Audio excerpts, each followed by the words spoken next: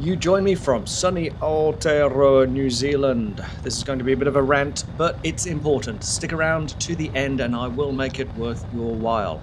I don't set out to make controversial videos, that's not my style. I don't want to argue about US politics for likes and subscribes.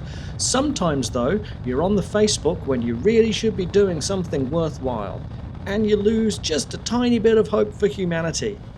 I saw a video of someone dropping an adventure bike. I had a little giggle, as you do, schadenfreude and all of that, and I've certainly done it myself more than a few times, but then I scrolled to the comments section. The comments were a variety of, your bike is too big, if you can't ride it you shouldn't own it, get a smaller bike, learn to ride, if you can't pick it up you shouldn't ride it, don't just buy something to look cool. And it was all of course wrapped in an air of, I would never drop my bike because I'm a real man. And speaking of men, I saved the best one for last. Does it come with a tampon? Honestly, I resisted the urge to jump into the fray and respond, but I couldn't completely resist the urge to speak, so here we are. Let's start with the emotive. I like adventure touring bikes. I like how they look, I like the feeling of adventure they evoke, and I like riding them on and off the road. I don't like your cruiser, and I really don't like your sports bike, and I don't like that fancy leather onesie that goes with it. But give me a nice Gore-Tex jacket with all the pockets and panels and snaps and layers and vents.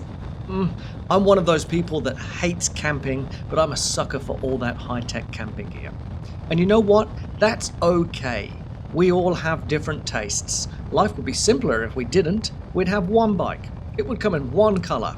And you could order it in small, medium, or large. We don't live in that world because none of us want to live in that world. Every commenter included. Now let's talk about the practical.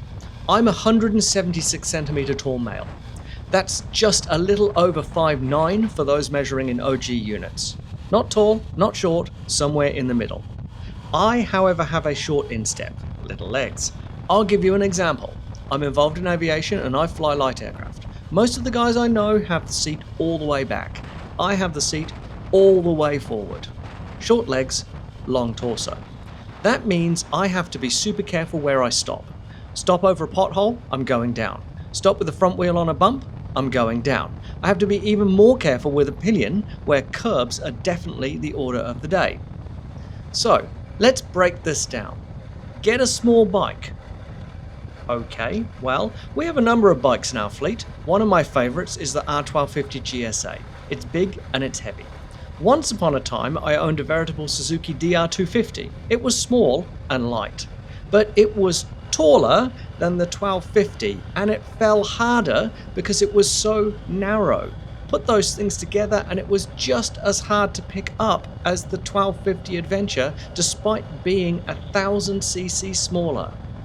I cover thousands of kilometers carrying enough gear to be relatively self-sufficient for weeks at a time. I want to be comfortable. A bigger bike covers that. So what really are my options that are lower? A cruiser maybe? Great bikes, just not my thing. I like how adventure bikes look and that's okay. I also do ride off the beaten track and a Harley bagger is going to be stranded with both wheels in the air pretty darn quickly. What about the comment, learn to ride? Well, here's my response to that. I run a successful motorcycle tourism business. What do you do? Here's the bit though that I think is just really toxic. Here's the crux of it. Here's the bit that really rubbed me up the wrong way. What's the need for this masculine bravado? Now, I'm sure some of the commenters were 12-year-old keyboard warriors who could only dream of owning a bike, but I'm also sure some of them were grown-ass adults. Why do you need to be better than everyone else? I'm sure my fleet's bigger than yours, but do I wave that around? No, I just ride. I like riding. I like riding big bikes because they're comfortable, because they can carry luggage, because they climb hills and overtake without wringing out the engine and leaning forward in hope. I like my heated seats. I like the security of ABS and traction control and cruise control and yes, I like how they look and that's okay too. So lastly, does it come with a tampon? I'm honestly slightly lost for words. The implication that you dropped your bike because you are as bad as a girl. I'm an average rider, and I know a number of women who can ride circles around me. Elspeth Beard, look her up. Or even on YouTube nowadays, on her bike, or off she goes. In fact, go and subscribe. They're great, fantastic channels to follow. So here's the thing. If you agree with me, like and subscribe.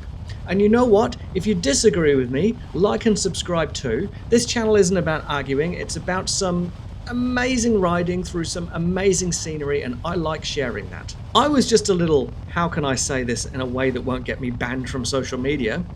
Annoyed off. This has been a bit of a rant. Some would argue it belongs on my personal YouTube and not on my business account. But you know what? It belongs here because I want this business to stand for something more important than just the best luxury riding in New Zealand. So I'll double down. You've stuck with me this far, so I'll put my money where my mouth is. If you have short legs, or if it just annoyed you off on the principle, then for the next while, use the code ANNOYED at checkout and I'll take 20% off your tour price. It's not about big bikes. It's about small minds.